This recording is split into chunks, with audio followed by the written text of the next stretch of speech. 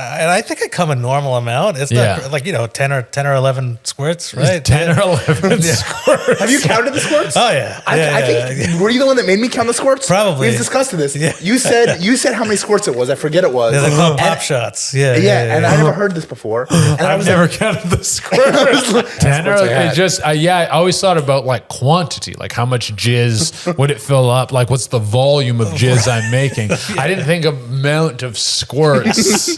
10 or 11 squirts. That's the unit of measurement. That's the unit of measurement for squirts for jizz. Yeah. How many squirts?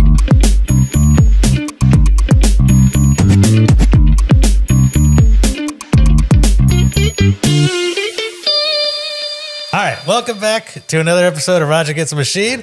This is a super exciting one. We're back in the studio again with my co-host Danny Braff and That's you. Danny Braff. and a super special guest. I'm really excited for this one. We got Che Durena in here today. Hey, hello, hi. Thanks for having me, dude. I appreciate it. Of course. I'm such a big fan of the podcast Two Goons. Thank you. Love it. Thank you. Dude. Love it. Yeah. I mean, I've jerked off to quite a few clips. Dude. I mean, you get some of these people in the studio who you've like beat off to an untold amount of times over the course of like a decade or more, and you get kind of giddy when you see them. Do you ever get hard during the pod? No, I've never gotten hard during the pod. I'm very like, I guess like analytical. Like I'm very like inquisitive. I'm like, I do hours of background research. We want this clip to duo, so I'm going to ask you again. Have you ever gotten hard during the podcast? Oh yeah, all the time. No. I like do deep dives on every guest, and so I'm very much like I want to get to the juice. I want to get to the good answer. I want to get to the good story. I want the fucking. I guess I'm like a journalist or something. Porn journalist. Yeah. That's cool because none of them exist. So it's awesome that there's one out there. Yeah, I mean, there are some people there who are like really digging around in the stuff, but I think what we bring, because there's other porn podcasts and stuff, but a lot of them are really like inside baseball. Mm-hmm. And so it's like porn people interviewing porn people, and it's all within the porn world, which is great. But I think what Two Goons really is like outsiders in like, what are questions that the layman want to know about this world that we all engage with, but we don't know what's going on behind the scenes. Right. And so I find that stuff to be really interesting. 100%. Because you guys are literally asking the questions that I'm thinking about. Yeah.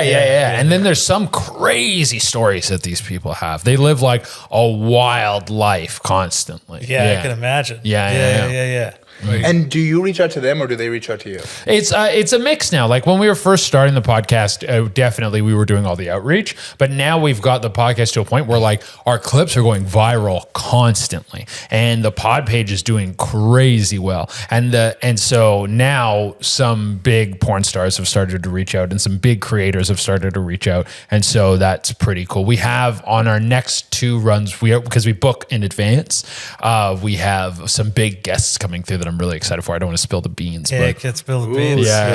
No, I can't. But they're two huge people, and I'm like, oh my god! Are we talking like Mia Khalifa? I would say as big. You know what's interesting? That is crazy. Yeah. I don't know porns like. I don't know any porn star by name in the last 10 years. Yeah. I mean, the thing is, there's a lot I do my fair share of watching. Yeah, there's a ton of turnover. There's a few vets that stay in the game. You really got to stay up to date on who the new stars are. Yeah. One of the most recent clips I saw that went viral was there's an older woman porn star talking about all the cum she drank. Oh, yeah. Sherry DeVille. Sherry DeVille has been in it, I think, for over 15 years, maybe 20. Yeah. And she shot a scene where it was a bunch of dudes, and she's like, I love semen, so I thought it would be great. And she like scraped a bunch of cum into a martini glass and drank it. Oh, I hate that. That one was great because we had Steph Tolev on, and Steph's hilarious. She started like gagging. Yeah, she almost threw up. She did it on the podcast? No, she didn't. She didn't. Oh, but she was like, ooh, I need water. It's just her going like, ooh, no. You should have been like, I'll get you some water and then give her a glass of cum. Dude. We always have cum sitting around on set. Have you seen these girls sometimes with heart-shaped nipples? Heart-shaped nipples. I don't think so. I do like the shaped nipples. I've seen like this ovals, but I haven't seen heart-shaped. I at first thought that it was like a surgery, a heart-shaped nipple surgery. Yeah. And then I Googled it, and then they said it was tattooed. They just get tattoos around their nipple, the color of their nipple. Oh, really? So they can just add on to their nipple. I didn't know that. No, I've never seen that. I've seen spider webs tattooed on the tits. Yeah, but that's common. Yeah. I wouldn't say it's common. That's common. Every girl I've ever seen has spider web titties. Danny has never seen a spider web until Dude, I know. I've seen spider web titties, spider web pussies. all of it, dude. Apparently, the lips just turn into just old ladies with I see. but yeah, no, shaped nipples. I'm when you get like a chicken nugget, it's fine, but then you get like a dinosaur nugget, it's 10 times better. Yeah. I think a heart nipple. Like that. Yeah. A heart nipple is a step up from the pierced nipple, in my opinion. Oh, really? It does something similar, but it's a step up. I see the heart nipple. I wouldn't really know what to make of it. Like if you have a heart shaped like areola, I'm like, I don't know what kind of person you are, but when you have slut. I would assume some kind of slut, but what kind of slut? Where like when I see a barbell or even better, like one of those like sort of, it looks like almost like a cow nose piercing, like a door knocker kind of thing. Yeah, if I see a door knocker hanging off a nip, I know what kind of mental illness you have and what sort of sexual encounter. I never knock on it, but you flick it with your tongue when you're sucking on the nip. You kind of flick it up like you're juggling it almost. Yeah. What's your thought on one of those on your pee hole? Like the Prince Albert? Hate it. Yeah, I hate it. I think it's a Prince Rupert. Is it Prince? I thought it was Prince Albert. Is it Prince Albert? Maybe I'm wrong. I could be wrong. Yeah.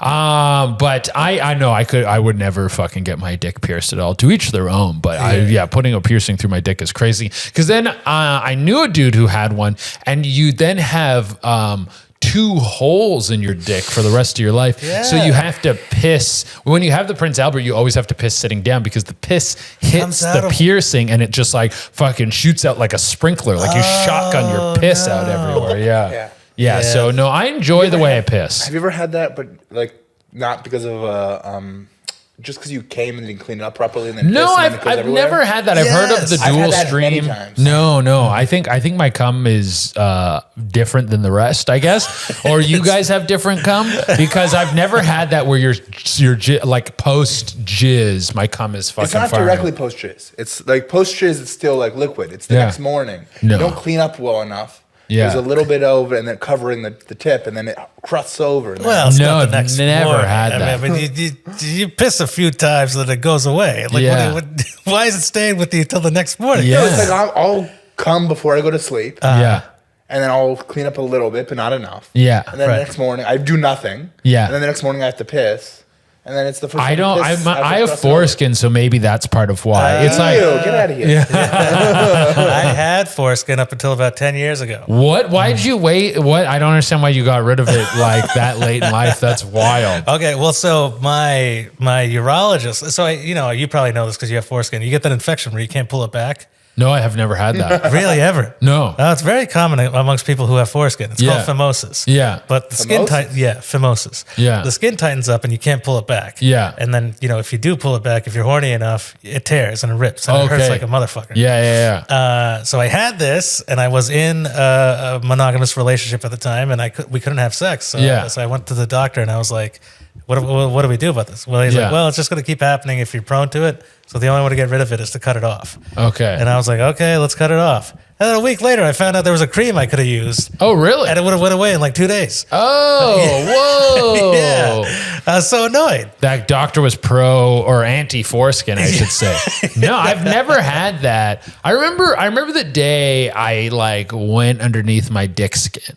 Like I remember I was young, but I remember like being like, oh, this fucking fully goes back. Oh, yeah. And like 12, 11? Yeah. I was like, this fully goes back. And there was stuff to get rid of under there. And then from that point on, I think I've always like gone under it so frequently that it's not so tight. Yeah. That it would ever get stuck. Mm-hmm. Yeah. No, I've done the loosening. So you have the experience because you've done it. It was recent enough that you know what it's like to come before and what's the feeling? The coming night and day. I'll never feel as good as it was. Really? Yeah. Wow. The way you come is the ultimate form of coming. Oh, the way you come is the least form of coming. Dude, you come in with dick in my hand, rope around my neck. See, you need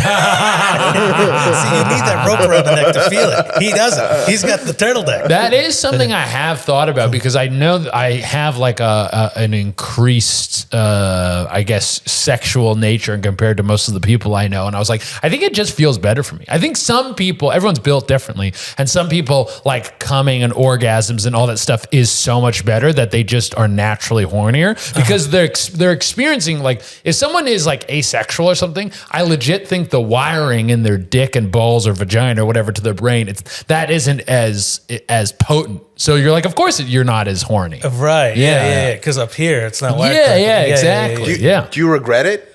The circumcision? Yeah. Yeah, 100%. Wow. But the other option is having a tear frequently, right? That's the other. Those are the two. What? But he could have used the cream. Cream. There was the cream, dog. Yeah. Or you could just. I think I just beat my dick so fucking much I loosened the foreskin. You could also do that. Well, no, my foreskin was loose. It was a loose foreskin. They call you Che loose foreskin for a reason. Yeah, exactly. Yeah. Lucy 4. Lucy 4, dude. You have a 5 skin. I have a 5 skin, dude. Like the forehead joke. I gotcha. But yeah, no, it's annoying because the amount of pleasure is reduced by half. It's still good when you do it with somebody else because the excitement of doing it with somebody else is great. Yeah. But I do this mostly by myself. And I have no desire to do it by myself as much as I used to. Wow, that totally blows, dude. Fuck, dude, I'm so happy I have my foreskin, dog. I never now we have, from having like a first hand, because no one knows. There's always the debate of should you keep it or should you not, because you're not conscious. You don't have the existence of being with or without. Exactly. And so now that we have someone who has the data, he's done it. It's like we know. He's like you with the piss versus. The squirt versus piss. Yeah. Do you know about that? I heard about this. Yeah. So for the audio, I guess for the listener or viewer or anything, I did a blind taste test challenge with a porn star where she pissed in a cup and squirted in a cup, and I drank both her squirt and her piss to figure out which was which. And there is a difference because everyone says squirt is pee, squirt is pee. In my opinion, no. Am I a scientist? No. But I also drank squirt and piss from the same person, and I would say there's a difference. Was there a palate cleanser in between? No, there wasn't. You gotta redo it.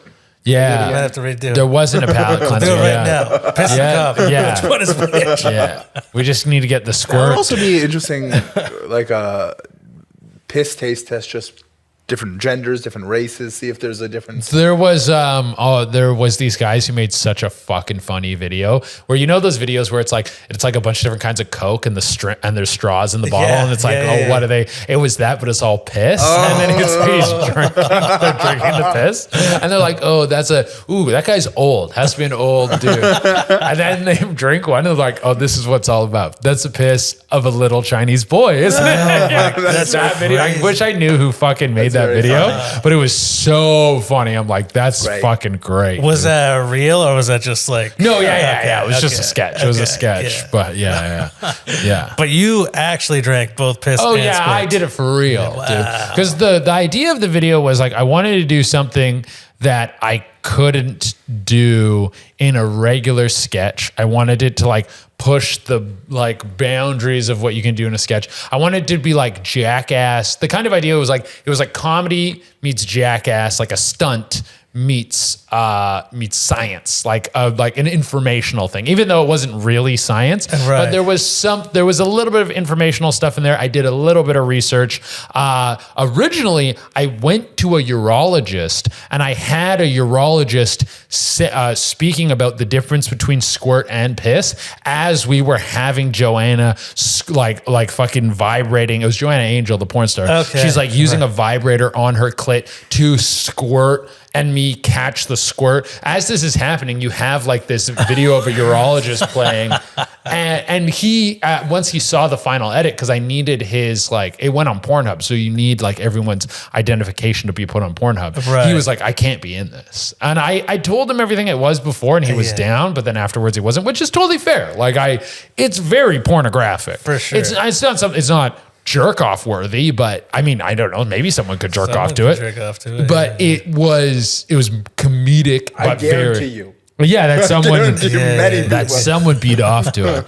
But so what I did is I played the role of the urologist, and I just took all the lines that he said. Okay. So there was like a legit scientific angle, which makes it to me even funnier. Yeah. Then there was the stunt angle of drinking the piss, and then the whole thing is presented very comedically. And the guy who he had edited it, I don't know if I should. He's kind of private on Instagram. I don't know if he wants me to fully. Yeah, actually, I should give him a shout. His name's Eric. He does the editing for the clips for like Being Ian Finance's podcast and stuff. All right, cool. But he is very talented, and so he did all the editing for it. And the final product, I was so impressed with. It was unbelievable. It was honestly, I was telling I really wish it did better. It did okay. I'll tell you why. I don't want it. Why? It's on porn. People don't only go to, because what you were saying is no one's jerking off to it. That's the only reason people go to Pornhub. No, I know that's the only reason to go to Pornhub, but I thought there was a chance that people would be inquisitive enough that it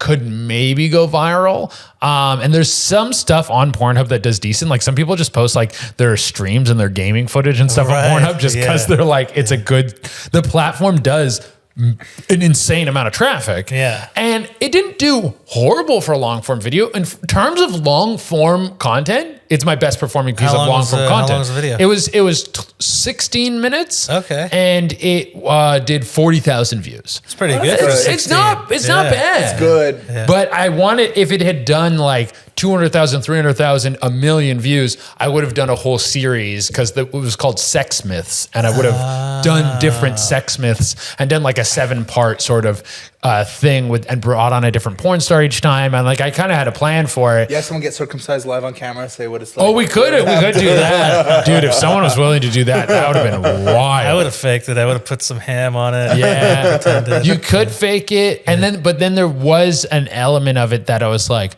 I was going to drift into a type of entertainment that I never wanted to do, which isn't pornographic stuff, but pain. Like the Jackass guys, for as much as I honestly think that like Jackass 2 is like an Oscar worthy movie. And I'm not, Oscar? I get 100%. I think it is wild. Well, I think it's peak entertainment. Like what are the Oscars? The Oscars are the winner for best picture goes to the winner for best picture goes to Jackass? Yeah. 100%. Because what the Oscars is awarding like sorry, Birdcage. Yo, so yeah, get the fuck out of here.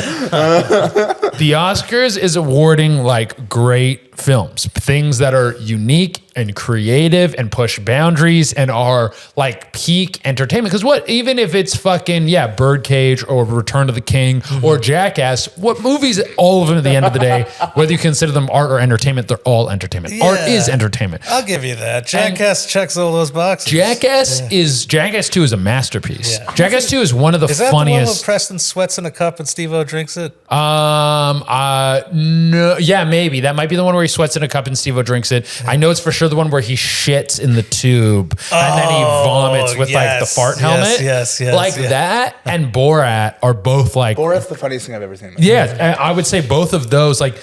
Okay, you can say, is it scripted and does it have great acting? No, there's not acting in it. But is it like a work of fucking pure genius? Is it one of the funniest things ever created? Is it super hard to create great comedy? Mm-hmm. Yeah, it's dudes getting hit by bulls. You go get fucking hit by a bull and punched in the nuts and electrocuted and all the fucking crazy shit they did to make that movie. That movie is a masterpiece, dude. But I will say, as a comedian, as a comedy purist, if you could tolerate pain, that's an easy way to get the laugh. I mean, you have to be able to tolerate a lot of pain. They do one stunt where they get shot by those pellets that protect the UN, and they all drop to the floor. The only one who takes it is Johnny Knoxville, walks it off because he's some sort of freak show. But it's also, it's like, of course they're more attuned to that. Just like a guy like fucking, like Shane is like an incredible stand-up comedian, and it's gonna come more naturally to him because he's so incredible at the craft. You're not gonna have some dude who's a baby be the star of Jackass. Right. They're doing what they're... You get an old man in a major. You could get an old man in there.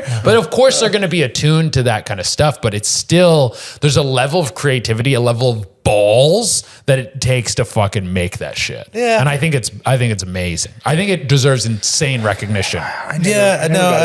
You never got into Jackass? I don't like it. I can't. I don't even like. Well, I don't find it funny. I find it disgusting. Not even the movies?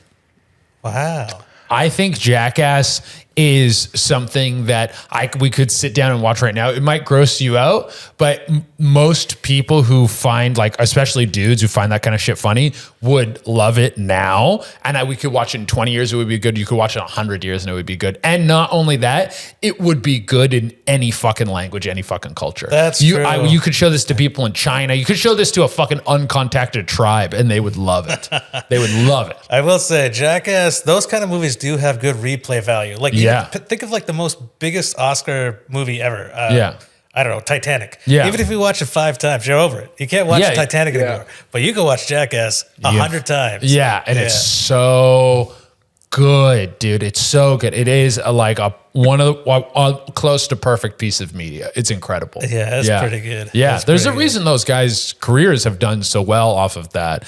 But what I was saying was, if I was going to do this porn thing, these sex myth series, one of the ones I wanted to do was what hurts more, getting kicked in the balls or giving birth. And so none of this was about the direct science. Yes, I would still have a scientist come in or a doctor to break down the science of where like pain comes from and all these things to give their opinion. Sure. But then it leads into me doing the stunt of having those pads on that simulate birth, doing the birth, and then getting kicked in the nuts by like a dominatrix, which is hilarious. It's like Mythbusters, but good. Yeah. But that's kind of what I wanted to do a few of them like that. No one's ever going to want to see how many times I can fold a piece of paper ever again. No. After you have a dude give birth, those simulate a birth, and then not long after get kicked in the nuts by... But the reason you didn't want to do that is because you didn't want to get into pain, correct? Well, I didn't. If the original one had done well enough, that was the next one I was going to do. Really? Yeah. Wow, okay. And then there was a few other I had lined up, and I think I had like 7 different ideas. Well, you could actually get the science to just hook shit up to your brain that would tell how much pain you're in, right? Yeah, I guess that. I mean, I don't know if is there something like that? I'm sure there is. I think I don't know if it's like that, but I think there is like a pain tolerance machine. They might like hook up. Yeah. Well, then, if there is something like that, I would totally. Actually, I don't know. It depends on how expensive it is. Because part of the fun of it was like a little bit how janky it was. Right. Like I had when I collected Joanna's squirt, I had this funnel that I plugged into a tube that I literally got like the pieces from fucking home hardware, and then I went to a jug that I fucking and I caught it like it was a carnival game. The squirt like raining down. Well, despite how gross or quote unquote gross these experiments are, probably it's so fun to conduct them. It was fun. It was fun to figure out how to shoot it because I'd never shot anything like that before. The whole experience was a good time. What did you do with the leftover squirt and piss? Oh, we threw it out. Damn. Yeah, I know, right? Could have sold it. Wanted to see what would happen if you let it age. Let it sit. I saw on Reddit back in the day, some guy was jerking off into like a Pepsi bottle, like a 2-liter bottle. Oh. And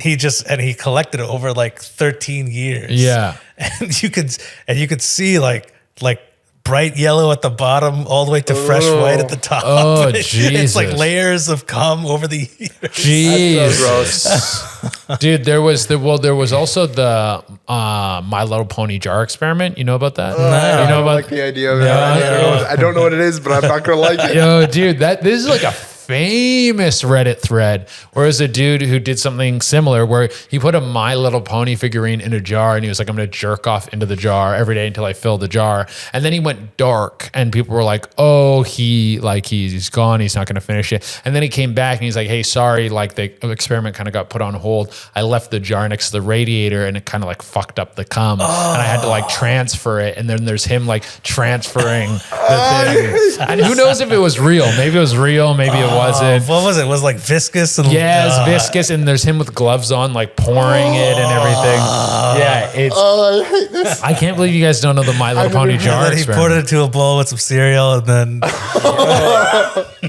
You know my favorite porn commercial? You know the Semen-X commercial? No. Have you seen this? Oh, yeah. I have it. I should show it to you. I've saved it because it's my favorite thing. It's for a product called Semen-X. I think it's a pill you take, and it's supposed to make you come more. Yeah. And or it's supposed to make it thicker. It's supposed to make it more. More and thick. More and thick because so there's two like whiskey glasses. Yeah. And then above the one on the left it says this is how much you come now, and on the right it says this is how much you will come with Semen-X. And there's like weird banjo music playing in the background going ding ding ding ding ding ding ding ding, and then it's just cum pouring down to the two ones. And the one that's how much you come now. It's plenty of cum. It's more. It's already more than I cum. It's so much cum in the normal amount of cum. Yeah, almost too much. Yeah, and then the one with Semen-X, it to the top and then starts overflowing onto the table, onto the ground with this banjo music. Yeah, and I'm like, no one wants. This is a bad commercial. Yeah, that's too much cum. Well, so like, I mean, I don't know, but like some of the partners I've been with, and I think I come a normal amount. It's not like 10 or 11 squirts, right? 10 or 11 squirts. Have you counted the squirts? Oh yeah. I think were you the one that made me count the squirts? Probably. We've discussed this. Yeah. You said how many squirts it was. I forget it was. Yeah, they're called pop shots. Yeah. And I never heard this before. And I've never counted the squirts. And I was like, that's so many squirts. 10 or 11? So then I went home. It sounded like a lot. So then I went home and I counted and I was like, oh, I guess I have more. I didn't have as many as you, but I thought it was like 4 squirts, and it was more than that. Yeah, I didn't realize how many I had. 10 or I always thought about like quantity, like how much jizz would it fill up? Like what's the volume of jizz I'm making? I didn't think amount of squirts. 10 or 11 squirts? That's the unit of measurement. That's the unit of measurement for squirts for jizz. Yeah. How many squirts? Next time, can you count the squirts? I'll count the squirts. And then we'll put it in post. We'll put how many squirts you had. We'll add that. But so I got like 10 or 11 squirts. I don't think it's a crazy amount. I mean, but then again, nobody else has counted, so maybe it is a crazy amount. But but some of the partners I've been with, they start gagging at the amount of jizz. Yeah. Wow. So you think it's not even like on them or it's in their mouth or anything. Yeah. They see how much is coming out and they're like, oh, really? Like when is it going to stop? Wow. Yeah. So if I took Semen-X, I'd kill someone. Yeah, you would kill. She would explode, dude. Yeah. Wow. That's also rude of someone. I agree. To receiving the comment. That's so wild, dude. Yeah. No. I'm like, I hope you know this doesn't make me feel like $1,000 right now. No. You don't gag at the sight of the quantity of cum. Also, I'm a virile man. Like, if anything, it's like, I don't know. That's just, I would never, like, I couldn't imagine like a girl getting like creamy or whatever. She queefs and like gagging at her, something her body's doing during sex. It's like, yo, that's fucking rude. Yeah. I find cum so gross. You find your cum so gross? No, not my cum. Okay, you find your cum really nice. Well, everyone finds, except delicious. for gay dudes. Every dude my cum's delicious. No, every dude finds other cum gross. Yes. Except for gay dudes. Yeah, that's true. But because I find other cum so gross, I was like to my friend Devin. You know Devin.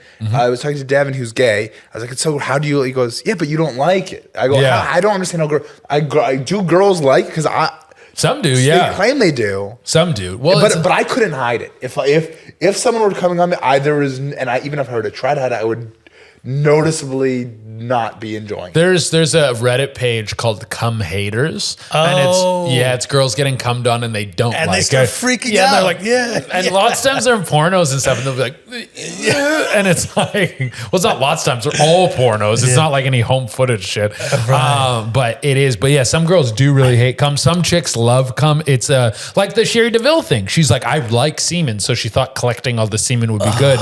But it was the fact that it was cold that fucked it up for her. Whenever I hear any girls say they like cum, I feel like they're lying. And some of them might be. Then my friend Devin says he likes cum. Yeah. And I believe him. Yeah. And is that a problem with me that I'm believing the gay man? Well, I think we intrinsically... you're a misogynist. You could be. It could be that you're misogynist a little bit. But there's truth to that gay dudes, as we know as a society, seem to be the most depraved sexually. They're because it's dude on dude. it's dude on dude sexuality. There is no barrier to entry. There is the thing that slows down sex between men and women is women. And then now it's just guys just fucking each other. Right. That's why, like, have you heard about some of these apps and stuff? Who's that one? Who's that little, I always forget his fucking name. The gay comic, he's Greek. Fucking, yeah. You know what I'm talking about. I fucking forget his name every fucking time. Are you talking about Sniffies? Sniffies! Yeah, Devin told me about Sniffies. We had a whole episode of the podcast about YKWd about it. It's in, you know what Pump-and-Dumps are? Yeah, I just learned about Devin, Pump-and-Dump oh my God. It's insane. Yeah. Gay guy will on this app called Sniffies. So there's no, you don't, on Sniffies, you don't put your face. Like on Grindr or Tinder, you put your face and then you can go, hey, can I see your penis? And they'll show you your penis.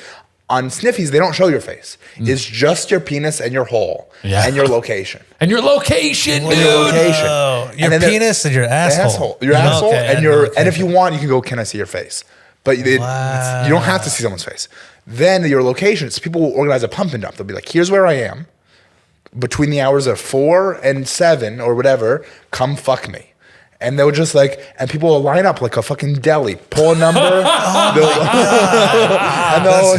he'll have 17 people fucking come in his ass. Dude, and see, that's why when you hear something like a gay dude go, I like cum, and a woman goes, I like cum, you believe that the gay dude does, because chicks aren't doing stuff like that for multitudes of reasons. Chicks aren't doing stuff like that. One, because they would get murdered. 100%. And two, I just don't think, I think some chicks have it in them, but way less than gay dudes. Yeah. Way less. Like I know some porn, I would say there's like a few different genres of porn stars, and there's ones that are like, they're kind of like journeymen. They're like, I show up, I clock in, I do my job, and then I take off. Get the hell out of here. And then there's ones that are like, almost like hustlers. They're Gus. like, Gus? Is that the that's the comic, yes, Gus. But there's ones that are like, Gus Tate. Is it Tate? No. But his name is Gus. Constantellus or something? Maybe. Yeah. Okay, sorry. Yeah. But then there's ones that are like business focused. Like I'm posting this one chick we interviewed. She's like, I'm posting 1,500 reels this year. We're like, we have this, we're collabing over here, we're doing this. And they're just like, I'm getting the fucking bag. I make this much fucking money. My porn fucking makes me a millionaire. And they're just like hustlers. Right. And then there's the genre that is like, oh, you're about this life. I would say there's definitely crossover. It's not like if you're one, you can't be the other. Right. But there's like one girl we interviewed. She went. She was like, yeah, me and my husband were posting our nudes on FetLife, which is like a fetish Facebook thing, for years, and our sex videos. And people were like, you should start an OnlyFans. And then her response was, we don't want to charge you guys for this. So they're just like they're doing it regardless. So they're like, might as well make money off of it. So there are chicks out there that are like really like, I'll do the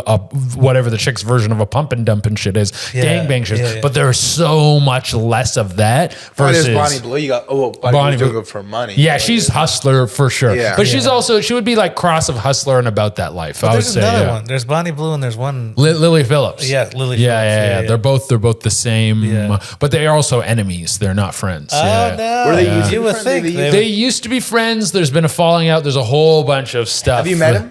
No, I haven't met either of them. No. But is one of them the next guest? No. But we should get one of them soon. Yeah. Oh, yeah? Do you think it's like if you get one, are they enemies to the point where if you get one of them, then the other one won't do it? No, I don't think that. Like, I think because we're pretty neutral territory, we don't really take anyone's side on anything.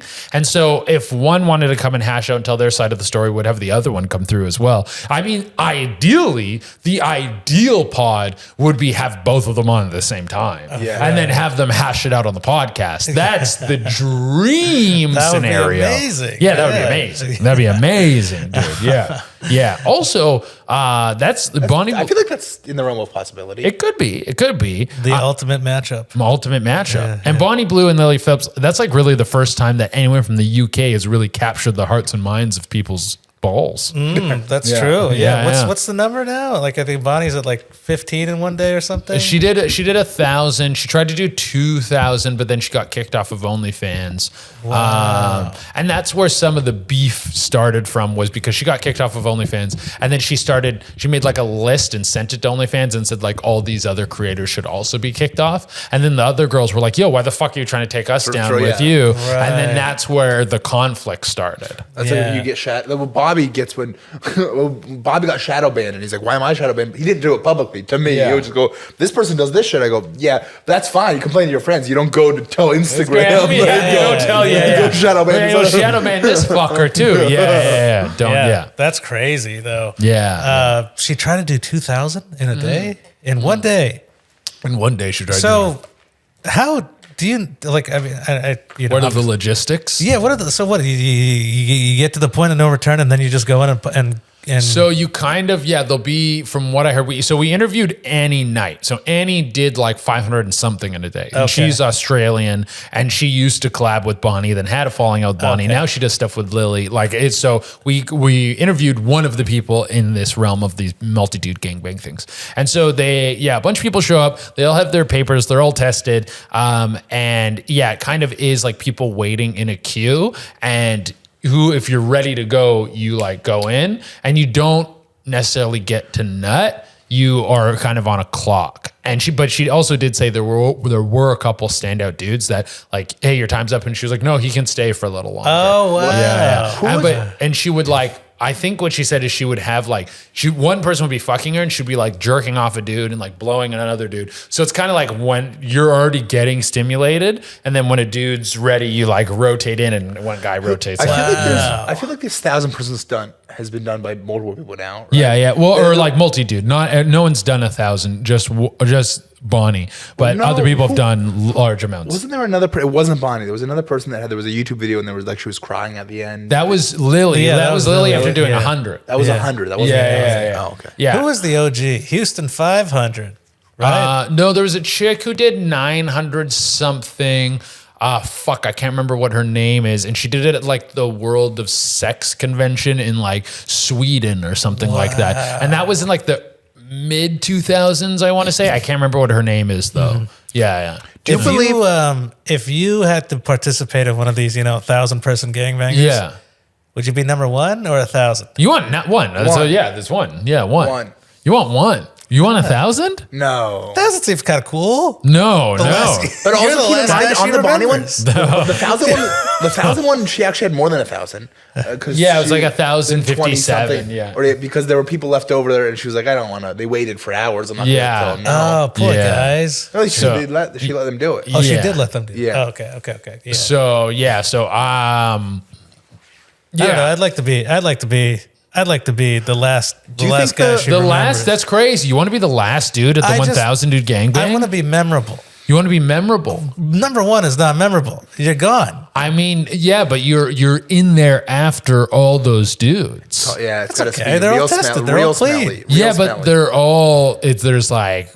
Fucking you maybe some dudes went in raw like dude she's been maybe jizzed on multiple times, like if you come up and like touch her, it's like there's definitely been sweat at the very least, like 1,000 dudes like sweat and spit like dripping off of them as they're pumping onto one surface, like even just in the context of like touching that, like just if you knew 1,000 dudes fucked next to this table and then just touching the table would be fucking gross. We got news for you. But being number 1 is just no different than having sex with anybody. I don't know. I think that's all I care about. Yeah, but you were still part of it. You were still there. You maybe got to converse with some of the people. I don't want to be more than 7. After 7, I'm out. After 7, that's fair. Yeah, I would rather, for sure. 1, you're like, 1 is like being the champagne that hits the side of the Titanic before it goes off on its voyage. That's number 1. Yeah, and 1,000 is the guy that like hits the propeller on the way down. Yeah, exactly. 1,000 is fucking as the boat's sinking, you're fucking Jack on the log or whatever. Yeah. You know the guy that his mom came to pick him up and was like mad? Did you see this video?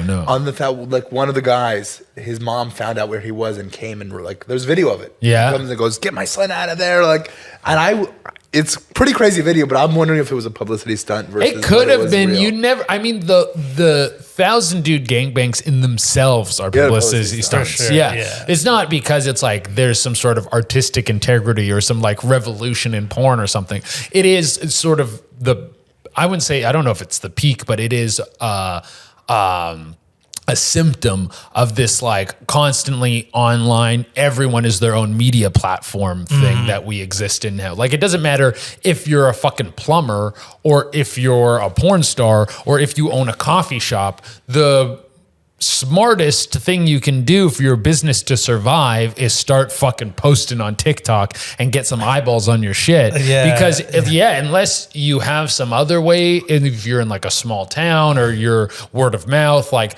the old ways of getting people into your business don't exist as much anymore. So everyone is like a fucking marketing agent now. Correct. You're also you're using the word gangbang. I didn't think this was, I don't know what the definition of a gangbang was. Yeah. But I thought this was not a gangbang.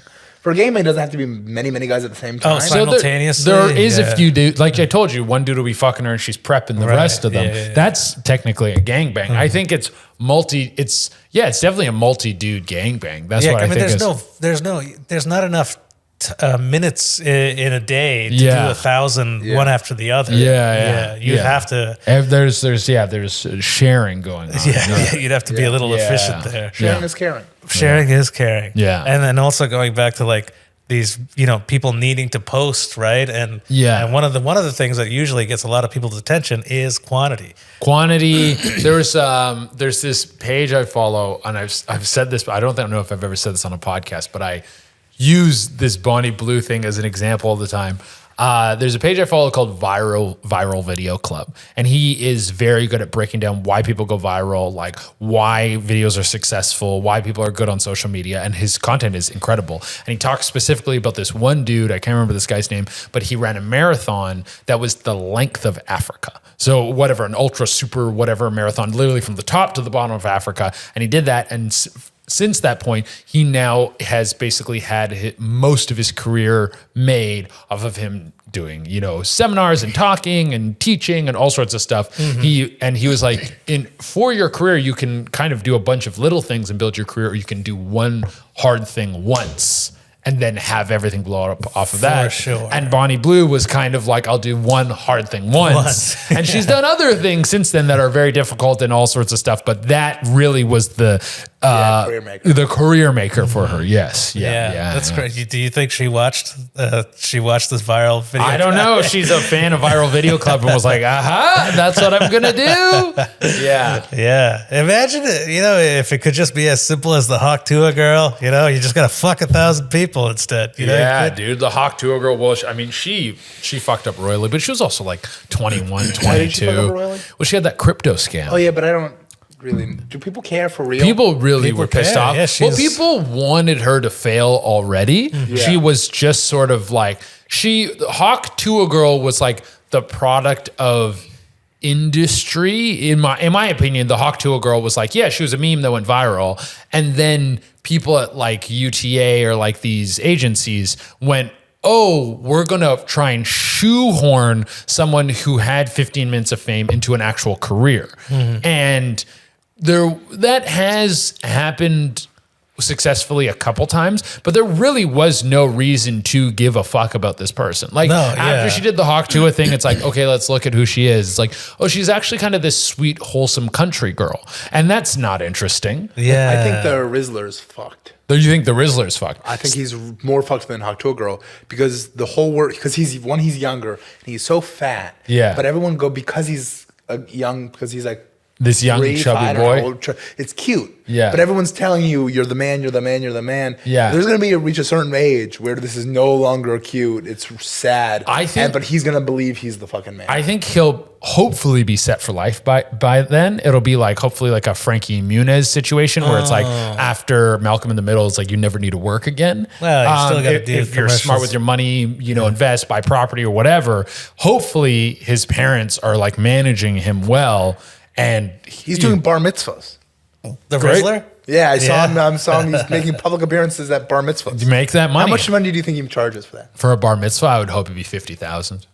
That's crazy. I would hope it's 50,000 to get the Rizzler at your bar mitzvah. You Jews. You guys got money. Yeah, they got money, dude. They got money. But I hope that he would be okay. But the Hawk Tuah girl, these agencies tried. They're like, dude, we're gonna give you a podcast. Fucking Mark Cuban's gonna come on your podcast. They did everything to try and force this person who had no right in being in the public eye for as long as they were into something, which is very irritating to the public because they're like, oh, well, like, fuck you. What do you think? We're stupid? Yeah. You think, oh, this person's look at, they're famous now. It's like, no, that's not how it works. No, but they are stupid because they're the reason they did care about them for 2 years. But it didn't last as long as they wanted it to. Yeah, it fizzled out because of the when the crypto thing happened, there was now a legitimate reason to hate her. Yeah. I think if she didn't do that, she could have had something that was like middling and interesting and like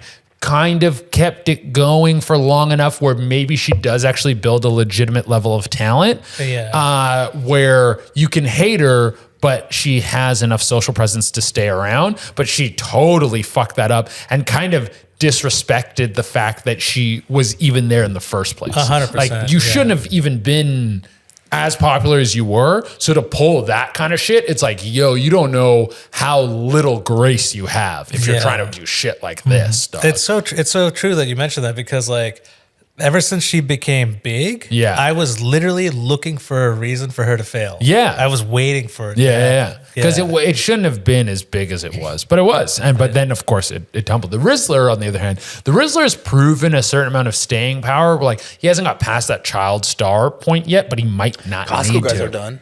You think so? 100% they're done. Well, look at their numbers now. Oh, they plummeting. Yeah. Because the problem with they're having now is if they try to do other shit, people are like, we don't want you to do other shit. We want the shit we want. We want the Costco. We don't want boom. Yeah. If he gives them you the boom, people don't care about the boom anymore either. So they're fucked. They're done. Yeah. I mean, it's tough. There will always be like ebbs and flows in an entertainment career. Mm-hmm. And so you need to really give the people a product that they really, truly care about. Yeah. And I don't know if people really, truly cared about the Costco guys. I saw a lot of people were mad at Costco guys because they did something at some like baseball card or sports card fair. And they were doing a thing where they started with like a chocolate chunk cookie and they were like, how can we trade this up? The video idea was start with a chocolate chunk cookie, trade it up to a $10,000 playing card. Yeah. And they would trade cookie for this card, and they trade that card for another card, and this card. And I guess at the festival fair, they were telling people, hey, we're also going to plug you on this video. Yeah. And then they did not plug them on the video. All these people that trade. So they weren't trading it. They were trading for the publicity of the plug, and they didn't plug, and then thousands of people were commenting. Oh, wow. Damn. Those Costco guys. Yeah. I mean but that was another thing where you were watching for almost like the freak show element of it because it was so bizarre, and this dad sort of like seems like he was forcing his kid to do this thing, and like he was so into it, and there was this level of like inauthenticity with how everything was acting. Mm-hmm. It seemed like I don't know, like a Truman Show kind of thing almost. Right. Like if you were in the Truman Show, this is how people would act around you. I think the only person who's really like springboarded off of the 15 minutes of fame that I can think of really, really, really successfully was that Catch Me Outside girl. Oh, yeah. Catch Me Outside. Because she's still doing well. Yeah. She's doing great. But it was like, I think really because of that, after her thing, it was like the trashiness, and people like trashiness regardless. She went full trash. Yeah, she was. Yeah. Well, she was like the Catch Me Outside, the rapping, all this stuff. It was like people like that kind of shit, and it just like kept going. What a fun troll when she turned 18. She had the countdown for when she turned 18 with OnlyFans. Crazy. So when the minute she turned 18, she had an OnlyFans go up. Yeah, and then she got like some absurd amount of money, and then immediately went and called everyone pedophiles.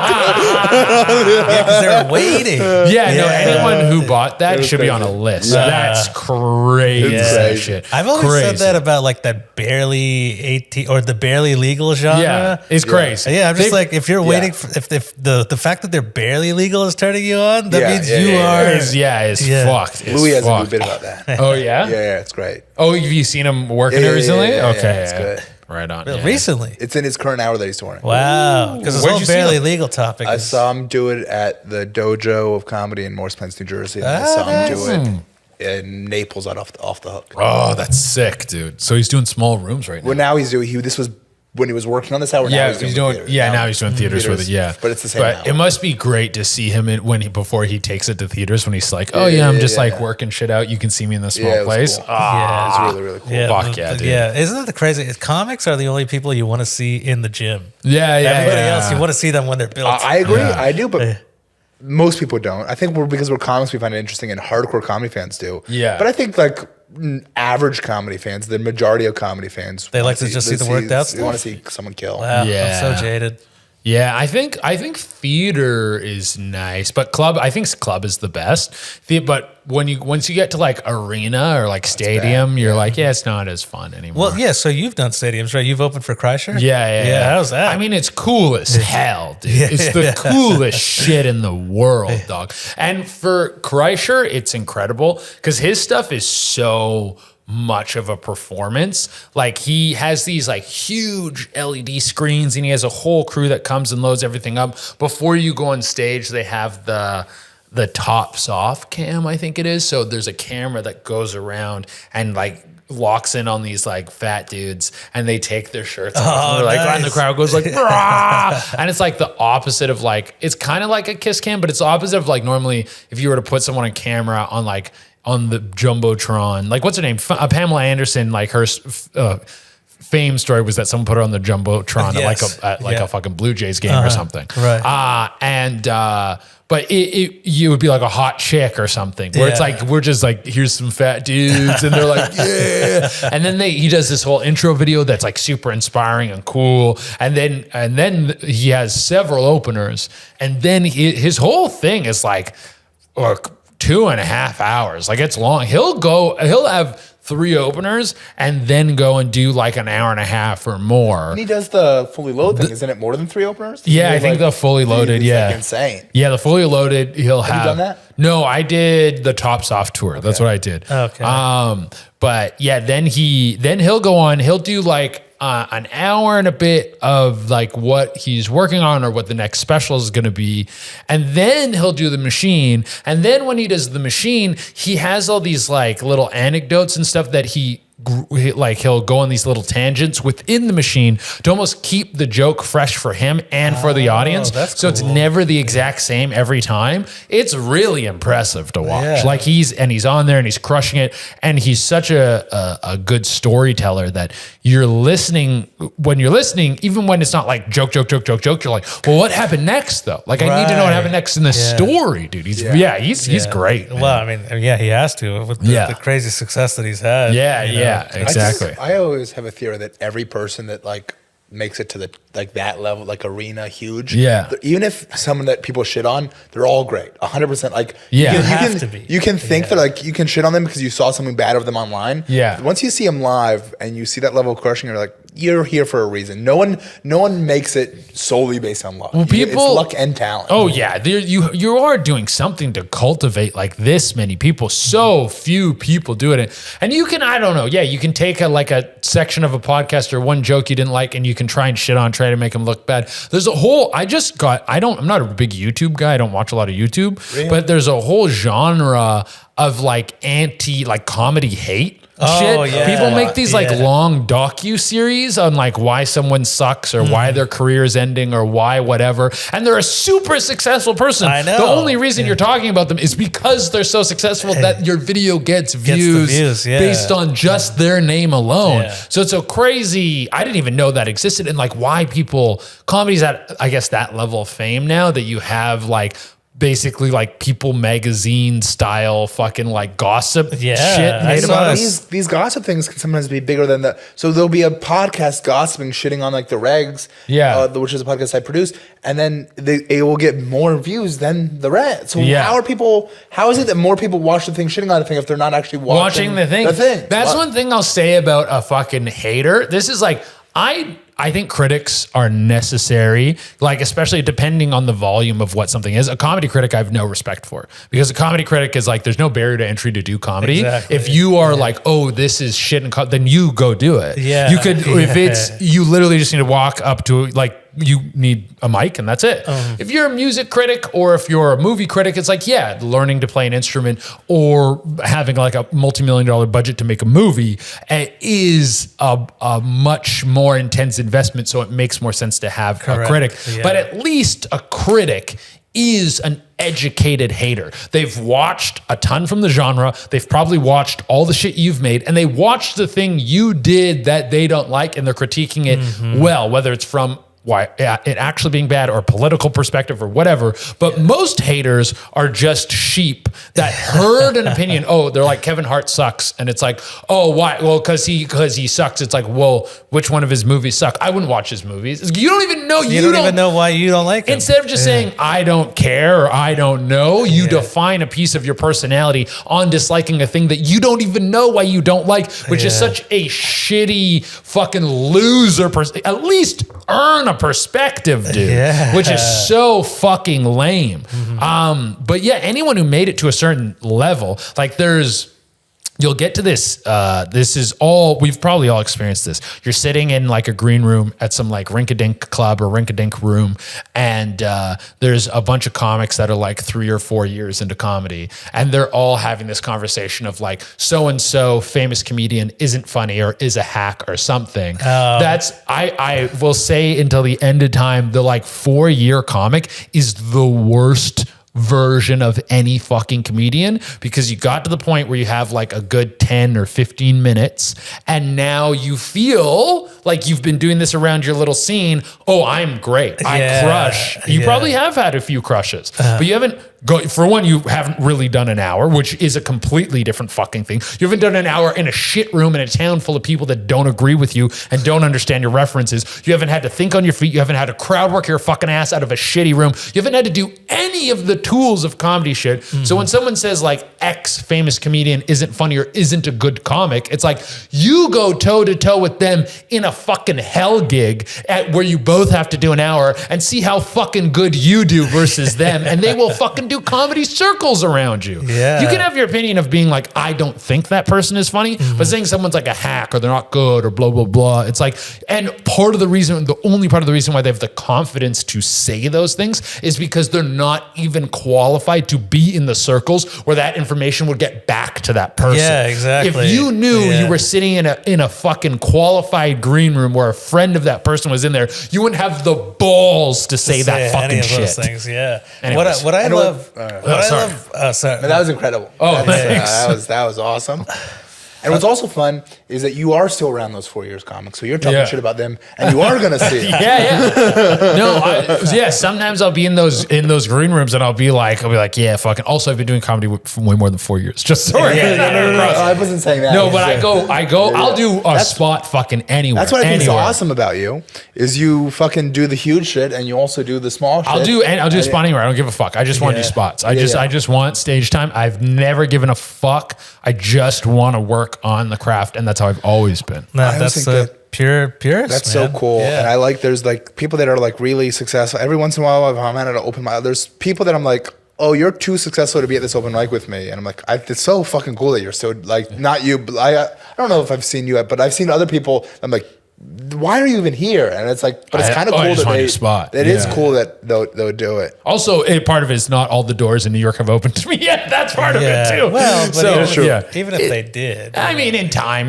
things happen. I'm not in any rush. I'm not needing of more stage time, of tons of stage time. I've got I'm touring podcasts.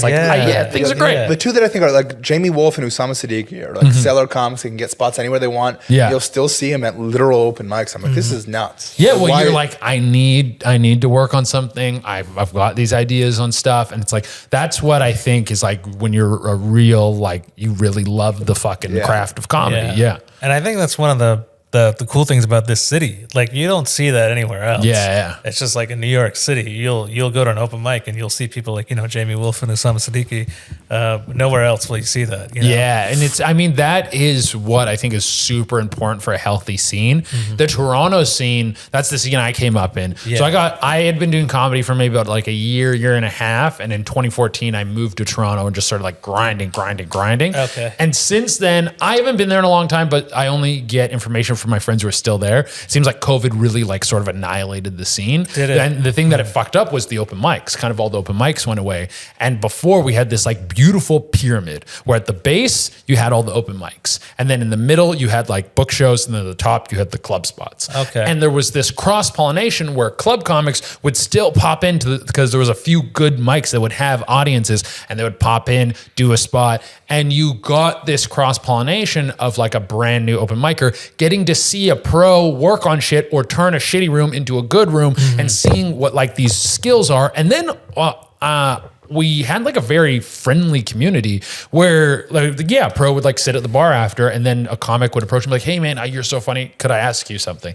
And I would say for the most part, everyone was like open to share information. And this really helped cultivate like a super fucking healthy scene. Yeah. But from what I've heard is that the open mics have kind of been annihilated. Now you just have all these silos of book shows, and all these brand new comics only want to run book shows. And so you've lost that cross-pollination now. Yeah. But I mean, I feel like whenever things like this evolve, like the comedy scene evolves, it kind of just like filters out all the people that weren't serious about it. Yeah, yeah. And it'll be the growing pains. And it's nice. A nice thing about moving to New York was like, just when I got here, just went straight into the clubs, which is great. But I springboarded over that like base level where when you're at the bottom level of comedy, you find like the most insane, psychotic, like truly dangerous, like fully schizophrenic people. Plenty of people there are people that I'm like scared of, like for the people make jokes about. I'm like, stop joking about this person. Yeah. Because he will for real maybe shoot this place up, and you're going to be the first one. Yeah. There are certain people that like when I see around, I'm like, I'm going to do my spot and leave because I don't want to be around this person. Because I'm names. I'm not doing that. I'm not doing that. So there's a few. I mean, there's these people I haven't seen forever, but I had a couple friends over who are like all of us have like blossomed into successful comics out of Toronto, and just like we were just going through names of different people and being like, oh, this person, then they did that. I was in the car with them and they were crazy, and like they came to the show and they did this, and like all the stories you have of these like fucking strange characters. There's a person in Jersey, I'm not going to say the name, but he's an older man he's got solid written jokes. Yeah. Like he knows how to write a joke, but 100% of his jokes end in him killing someone. 100% of them. 100% of them. And he has like a character where he's like yelling and playing the character of a crazy person, but he's also that character off stage too. Yeah. And then he like one day he came to an open mic wearing a white thing. There was like blood stains on it, and we're like, is he now going into the character more? Like, is this, or did he just come from kill? Did this guy kill someone and then come to an open mic afterwards? Yeah, it's so crazy. If all of his open mics were just alibis. Yeah, and he's just telling you about I just killed this guy like this. That seems like a serial killer thing to do. Oh, 100%. So I kill someone, then I go to this small room and I tell these people about it. What's that one thing detectives always say? It's like the thing that's right under your nose you never detect. Yeah. Like who would ever suspect that guy? He only talks about killing people. Yeah. Couldn't be him. There was one comic who had this. Oh, it was so like if you didn't jerk off ever, you didn't watch porn. Yeah, just doing all porn content. Just all porn content. And then you're like, so you watch porn, you're going to hell. Che is actually he's asexual. Yeah, and I'm actually strictly religious. There was this one comic who was like a bit of an edgelord, and I don't know. I think he stopped doing comedy, but he had a joke because you'll see there's so many people that will come through like that you'll pass by that were maybe they made it to the rooms, maybe they made it to the clubs, maybe they petered out for whatever reason. There's one person I ran to last time I went to Toronto, and she was like, I was doing a show there and she was helping organize it. I was like, oh, I haven't seen you in forever. She's like, yeah, I quit comedy. And I was like, good for you. I just say good for you, because so many people do it for too long and hold on and they never work hard enough, or it's not right for them, and it just fucking sucks. Yeah. And I'm like, why are you still here? But there were a couple people in there. Were they good? This person, they were okay. This person I ran into, but there were a couple moments where even though this person left, I was like, oh, but you had like a moment of blossom. And this one guy had this joke where he's like, I want to make the perfect woman. I want to give her a Latina's body, a black chick's ass, and a white man's brain. Oh, Jesus. I was like, that's really, really funny, dude. Really funny, dog. Oh, my gosh. And this person quit? Yeah, he quit. I mean, I haven't heard about him doing comedy in a long time. I was just talking to Jamie the other day, and we were talking about some comic that was very funny. Yeah. And he's like, oh, they quit. And I was like, what? Why? I was like, because this person was like really funny, and I thought doing well. And then he goes, what do you mean why? You can't understand why someone quit? I go, good point. Like, I understand why. Yeah. Totally. I was like, I thought this person was getting Whenever successful. I hear people quitting, I almost get like a little jealous. I'm like, damn, they were able to do it. Yeah, you got out. They got out. No, Yeah. it is like, it's great, dude. If you can, pursuing a career in anything like artistic or entrepreneurial is like very dangerous and uncertain and risky. Like you can lose it all. You can spend a ton of time doing this and like not really make it to any point. You can have like no stability for like a lot of your career. And like some people find other ways to make money and do things, and like you get like a writing gig on a TV show or whatever. That's why you look at someone like Jimmy Fallon, and people shit on Jimmy Fallon all the time, but it's like, dude, I couldn't imagine how good it would feel to be like you were grinding SNL where you had to like stay up super late and like write these sketches and do these sketches and do all this shit, and like you were grinding yourself in dust. Then you went into the movie industry and you had like a successful like comedy movie career, but like shooting movies, you're probably on set for fucking 12, 14 hours a day, shooting movies. And then the movie career kind of fizzled a bit. Yeah. And then you go, oh, fuck, where does this go now? And then you get the opportunity to get the closest thing to a 9-to-5 in the entertainment industry ever, where you're just like, oh, you're going to be a Tonight Show host. You show up, shoot the Tonight Show, you do your segment. It's kind of goofy. And you have stability where you're probably going to make like several $1 million for the rest of your life. And you just... And that's it. It's like that stability doesn't exist in the entertainment career. Yeah. So like fucking take the check. Yeah, always take the check. Have you seen that email that Tim Dillon wrote to the guy that was trying to start comedy? No. Tim Dillon's, I'm gonna may get some details wrong, but like let's say someone he knew in his life, his aunt or someone met some young kid who was like, oh, I want to try to do comedy, and she's like, oh, my nephew or whatever is a comic.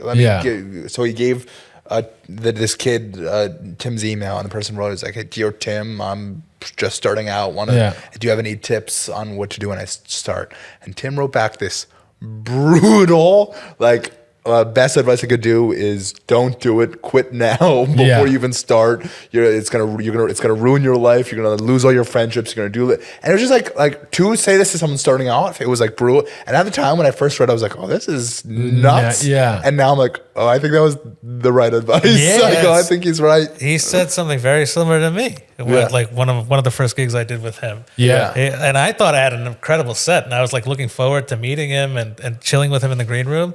And the second I go back there, it's like, you need to quit now. This is the thing for you. Save yourself a lot of heartache. Start a family. Don't do this shit. It comes off brutal, but I do think, like, I kind of I get it. Yeah. Like if you're just I love doing comedy, but I do think it's ruined many other aspects of my life. Mm-hmm. I mean, I was like, didn't have a lot to lose. I was like living on my own for so long, like taking care of myself for so long at that point, that I was just like, I'm just going to go after it and chase it. And I really didn't give a fuck I didn't think about like, what if it doesn't work out? I was just like, I'm just going to do it because I want to do it. That's the attitude you need to have in order to turn into something. And for it to work. Yeah. But like there is like, you get to a certain point, like I knew I loved it. I just wanted to do something I loved. And I still like doing stand-up is fucking the gold star standard of like just pure enjoyment out of creativity and all the other aspects. Uh-huh. But as you get older, you do start to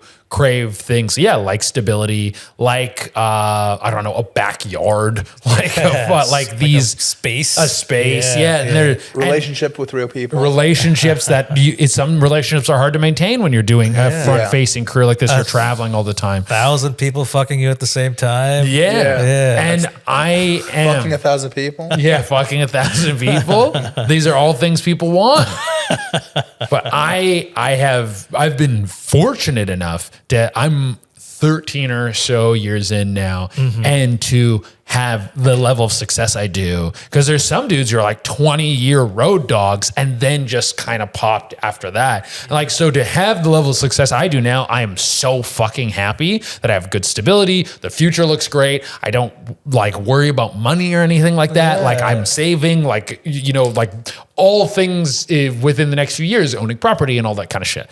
But for a lot of people, that doesn't happen. A lot of people who are working hard, but at the same time, you probably saw as like how long you been doing it for? 9-10 years. 9-10 years. How long you been doing it for? 13. You've probably seen to the point now where the people who sort of died off or got left behind or didn't have the success, there was a reason. Yeah. There was. Yeah. So if you are looking to get into this is a message going out to the listener. If you are, be honest with yourself. Are you actually funny? Are you actually good at this? Do you actually have drive? Do you actually want to like make big? Is it easy for you? Do you have shit you can sacrifice? Can you not see a family, not have a girlfriend? Can you travel all the time? Can you abandon people and move? Like literally, I uprooted my life twice to make this happen. Can you do that? And it be water off a fucking duck's back? Because if you can, then you can probably do this. But if you are kind of like, you know, I don't want to do a mic tonight. I'm going to stay in. I'm going to watch TV. Like, I don't want to fucking do this. Or if you're at a show and it feels like work. Or if the idea of moving from fucking Louisiana to New York or to Austin or LA is something that you think you would never do and you're so comfortable where you are, then maybe don't. Yeah. Maybe stop. But I don't know, like it could be just as miserable to stay in your town and work in an office, but also working in a place where you have some stability and you have like benefits and you can raise a family and you can have a backyard and you can have security. Like those things are fucking wonderful. Oh, dude. for sure. And it's crazy because like the grass is always greener. Like you're on a different level, but like as a struggling comic, you're like, damn, I want that stability. And then there's people who have the stability and they're like, I want to be an artist. I'm like, you don't want this. What are you doing? Yeah. Exactly. It's you can be creative. Like you can be stable and still be creative. I remember a while back, one of the first times I met Drew Lynch, I was talking about the art versus doing shit for them, and he was saying that with the social media, what he does is he'll do one video for them, 2 for him. Yeah. So like he has to be happy with what he's doing, but if he does something for him, he doesn't care. Yeah. He doesn't care if it does well numbers wise. I'm doing it because I feel good about it. Yeah. But I still want to have a career, so I'll do one for them. Yeah, you gotta do one for them. Yeah. No, that's 100% true. Doing like something to feed the audience, but then also doing something you're like, oh no, this fucking cooks and I think this is funny. Maybe it's silly and maybe it's shitty and it bombs, but I don't care because I like it. You gotta take care of yourself. Yeah. Well, with that being said, these are words to live by. I mean, clearly Che's doing pretty good. Things are good, dude. Check out 2 Goons, man. Yeah, we just fucking, our podcast page is fucking cooking. Yeah. It's only been going 6 months and we just had our first episode do over 20,000 views. Oh, wow. Congratulations, dude. That's incredible. So things are looking up. And then the pod page is doing like millions of views every month. Oh my gosh. That's hopefully that's where we get one day. But that's awesome, man. You got any cool things coming up? I mean, I'm on the road. I got Chicago this weekend, then I got Albuquerque the following weekend, and then in mid-February I am in Phoenix, Arizona. That's a good town. Yeah. So that's a surprisingly good there's like 6 good clubs in it. It's crazy. Yeah, there's some good stuff. There's not a ton of stuff during the week out there, but if you're willing to drive around a little bit in that area, there's a lot of good weekend shit. But yeah, not a bad comedy place. I think honestly, the secret dream comedy place is like, actually, I don't even want to say it, so you don't even know. I guess you just have to go to find out. Yeah, you got to find out. You got to find out on your own. Yeah, but yeah, I would say that's it. Check out 2 Goons, and for all tickets and tour dates, go to chedurena.com. CHEDURENA. Mm-hmm. Yeah, sounds cool. Awesome, man. You got anything going on? I'm going to be headlining Colonial Comedy in Morristown, New Jersey, December 12th. Come on out. Nice. And suck me. Well, Suck 'em dry. Do you have anything, Raj? I'm opening up for Norman here in like 20 minutes, so I gotta get the hell out of here. And he's going to be sucking me. Yeah, no, I will never do that. But thank you so much, Che, for doing this. dude. I really appreciate having you on here. Danny, Yeah, we had pleasure an as episode usual. where a guest kisses me on the cheek. No way, dude. That's crazy. I told you to up the ante each episode. Yeah. He's like, hey, at the end of every episode, the guest has to fuck me in the ass. It's like, dude, that's quite a commitment, man. But yes, thank you guys so much for tuning in. Sorry, Danny. Maybe the next one will kiss you. And thanks, Che. Thanks so much for being a part of it. Thank you. All right, laters.